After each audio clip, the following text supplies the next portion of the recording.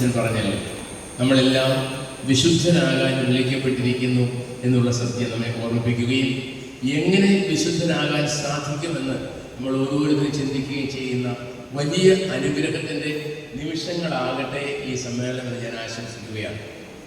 അങ്ങനെ വിശുദ്ധിയിലേക്കുള്ള വളർച്ചയിൽ നമുക്ക് ഈ വർഷത്തെ മോട്ടോവായിട്ട് നമ്മുടെ കുടുംബങ്ങളെ സ്വർഗമാക്കുവാനുള്ള ഒരു വിളി നൽകപ്പെട്ടിരിക്കുന്നു എന്നുള്ളതും വലിയ പ്രാധാന്യമുള്ള കാര്യമാണ്. കുടുംബങ്ങളിലെ നല്ല ബന്ധങ്ങൾ നമ്മുടെ ജീവിതത്തിൽ നൽകുന്ന സ്വാധീനം എത്ര വലുതാണ് എന്ന് നിങ്ങൾക്ക് ക്രമേണ മനസ്സിലാവും. തീർച്ചയായും നല്ല കുടുംബങ്ങൾ സ്വർഗത്തിൻ്റെ ഒരു വലിയ ആസ്വാദനമാണ് നമുക്ക് നൽകുന്നത്. അവിടെ സ്നേഹമുണ്ട്, കാരുണ്യമുണ്ട്, വാത്സല്യമുണ്ട്, പരസ്പരം അറിയാനും അംഗീകരിക്കാനും ക്ഷമിക്കാനും മറ്റുള്ളവർക്ക് വേണ്ടി ത്യാഗങ്ങൾ ഏറ്റെടുക്കാനും ഒക്കെയുള്ള ധാരാളം അവസരങ്ങൾ ഇപ്പോൾ കുടുംബങ്ങളിലെ കുട്ടികൾ കുറവാണ്. പക്ഷേ ഞങ്ങളുടെ ചെറുപ്പത്തിൽ ഞങ്ങളുടെ വീടുകളിലൊക്കെ ധാരാളം കുട്ടികൾ ഉണ്ടായിരുന്നു. അപ്പോൾ ധാരാളം അവസരങ്ങളുണ്ട് സ്നേഹം പങ്കുവയ്ക്കാനും ത്യാഗം ഏറ്റെടുക്കാനും സന്തോഷത്തിൽ ജീവിക്കാനും കൂട്ടായി പ്രാർത്ഥിക്കാനും ഒക്കെയുള്ള ധാരാളം അവസരങ്ങൾ. നമ്മുടെ ഈ കുടുംബങ്ങളെയും സ്വർഗമാക്കി മാറ്റാൻ നമുക്ക് സാധിക്കും. ദൈവം സന്നിഹിതനാകുന്ന കുടുംബങ്ങൾ സ്വർഗത്തിൻ്റെ സൗന്ദര്യവും സന്തോഷവും നമുക്ക് പ്രദാനം ചെയ്യുന്ന ഒന്നാണ്. അങ്ങനെ നമ്മുടെ കുടുംബങ്ങളെ നന്മയുടെ നിറദീപങ്ങളാക്കി മാറ്റുവാൻ നമുക്ക് ഓരോരുത്തർക്കും പരിശ്രമിക്കാൻ സാധിച്ചാൽ അത് വലിയ ഒരു പ്രേക്ഷിത പ്രവർത്തനമായിരിക്കും. ഇന്ന് പലപ്പോഴും കുടുംബങ്ങളിൽ മാതാപിതാക്കളും മക്കളും തമ്മിലുള്ള ചില അസ്വസ്ഥതകളൊക്കെ ഉണ്ടാകുന്നുണ്ട്. എന്നാൽ അവിടെ സ്നേഹത്തിൻ്റെയും കൂട്ടായ്മയുടെയും അന്തരീക്ഷം പുലർത്തുവാൻ സാധിക്കുന്നത് നല്ല ഒരു ക്രൈസ്തവ സാക്ഷ്യമാണ്. അതിനായിരിക്കണം നമ്മുടെ ഓരോരുത്തരുടെയും പരിശ്രമം. പ്രിയമുള്ളവരെ, KCSLലെ ലീഡേഴ്സിൻ്റെ ക്യാമ്പാണ് ഇവിടെ നടക്കുന്നത് എന്ന് ഞാൻ മനസ്സിലാക്കുന്നു.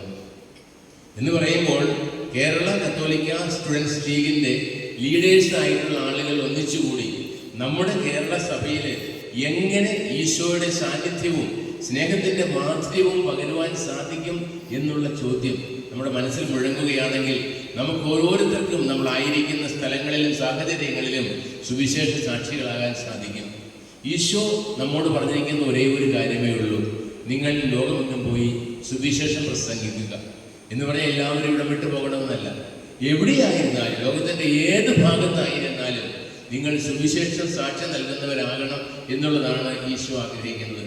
എങ്ങനെയാണ് സുവിശേഷം ഇങ്ങനെ നിരന്തരമായിട്ട് പ്രസംഗിക്കാൻ സാധിക്കുക? അതിന് വിശുദ്ധ ഫ്രാൻസിസ് അസീസി നമുക്ക് നല്ല ഒരു മാതൃക നൽകുന്നുണ്ട്. ഒരിക്കൽ ഫ്രാൻസിസ് അസീസിയും ദൈവത്തിൻ്റെ സഹോദരൻ കൂട്ടുകാരൻ ലയോയും കൂടി നഗരത്തിലേക്ക് പോയി. അപ്പോൾ തലേദിവസം വൈകുന്നേരം ഫ്രാൻസിസ് ലയോയോട് പറഞ്ഞു, നാളെ നമ്മൾ നഗരത്തിൽ സുവിശേഷം പ്രസംഗിക്കാൻ പോവുകയാണ് എന്ന് പറഞ്ഞു. ലയോയ്ക്ക് അല്പം ഭീതി ഉണ്ടായി. നഗരത്തിൽ ചെന്ന് ആളുകളോട് സുവിശേഷം പ്രസംഗിക്കാൻ ചിലപ്പോൾ ഫ്രാൻസിസ് ലയോയോട് പറയും. പെട്ടെന്ന് എങ്ങനെ പറയും, എന്ത് പറയും എന്നൊരു സംശയത്തിൽ പാവൻ രാത്രിയിൽ നിന്ന് കാര്യമായിട്ട് ഒരുങ്ങി പറഞ്ഞാൽ പ്രസംഗം പറഞ്ഞല്ലോ എന്ന് വിചാരിച്ചു. എന്തായാലും രാവിലെ അവർ രണ്ടുപേരും നടക്കാനിറങ്ങി. നഗരത്തിൻ്റെ തെരുവീഥികളിലൂടെ നടന്ന് പലരെയും കണ്ട് സംസാരിച്ചു.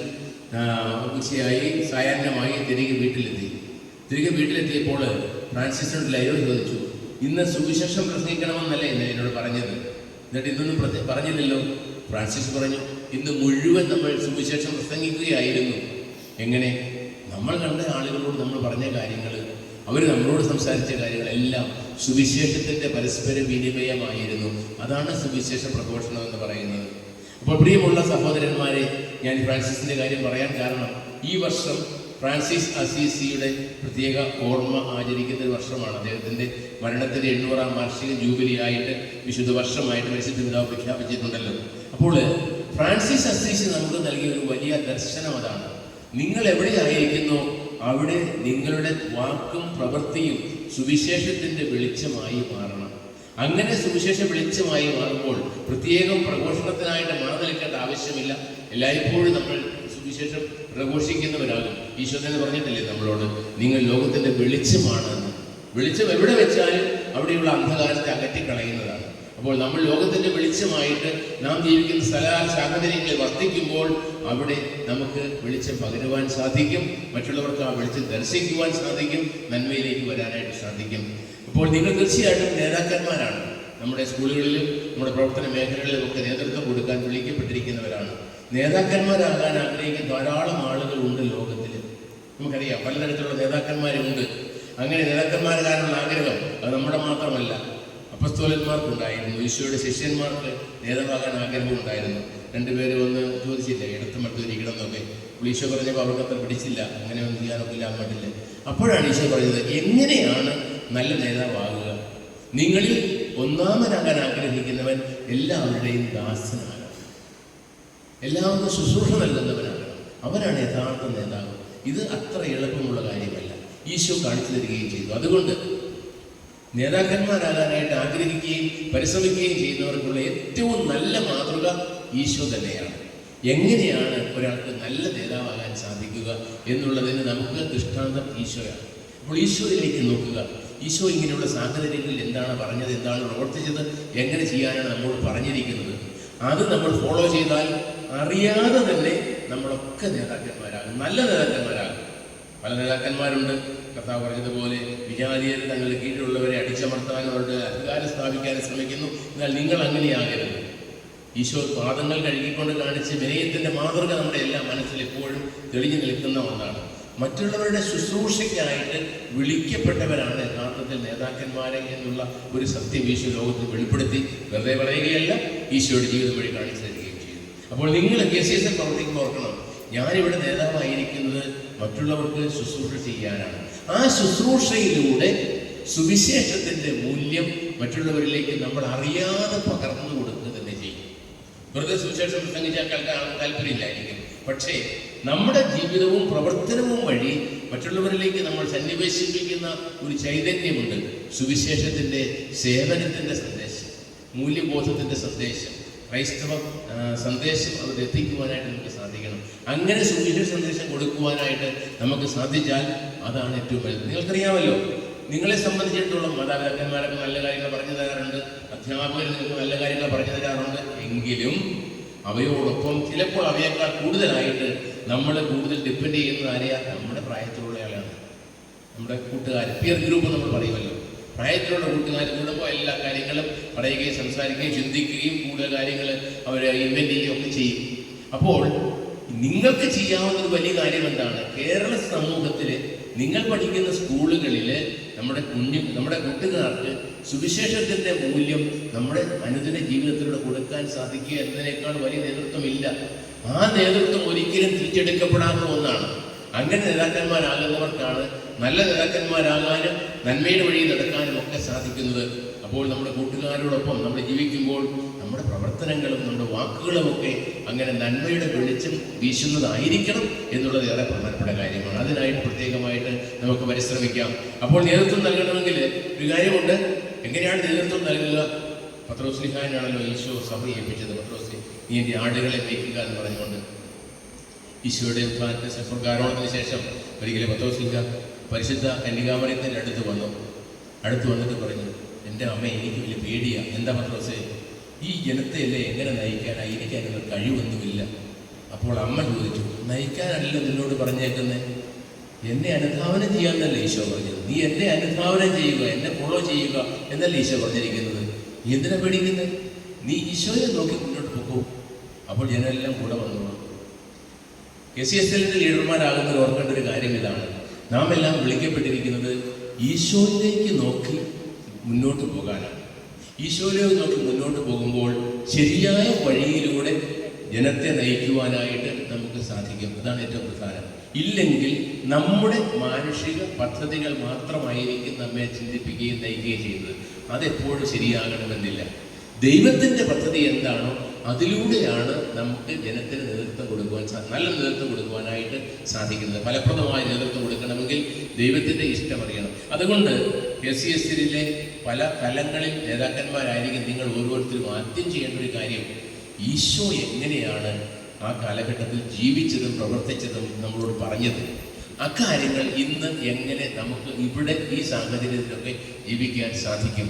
ഈശോയുടെ കാലത്തും ഈശോയെ ഇഷ്ടപ്പെട്ടവരുണ്ട്, സ്നേഹിച്ചവരുണ്ട്, വെറുത്തവരുണ്ട്, കുറ്റപ്പെടുത്തിയവരുണ്ട്, അങ്ങനെയുണ്ട്. എന്തായാലും പക്ഷേ ഈശോയുടെ പെരുമാറ്റത്തിൽ ആരോടും യാതൊരു വിരോധവുമില്ലാത്ത ഒരു വലിയ മനോഹരമായ നേതൃത്വത്തിൻ്റെ വാസന നമുക്ക് കാണുവാനായിട്ട് സാധിക്കും. അപ്പോൾ നമ്മുടെ ഈ കാലഘട്ടത്തിലും ഈശോയെ പോലെ ലോകത്തിൽ ജീവിക്കാൻ നമുക്ക് സാധിച്ചാൽ നമ്മളെല്ലാവരും എന്താകും?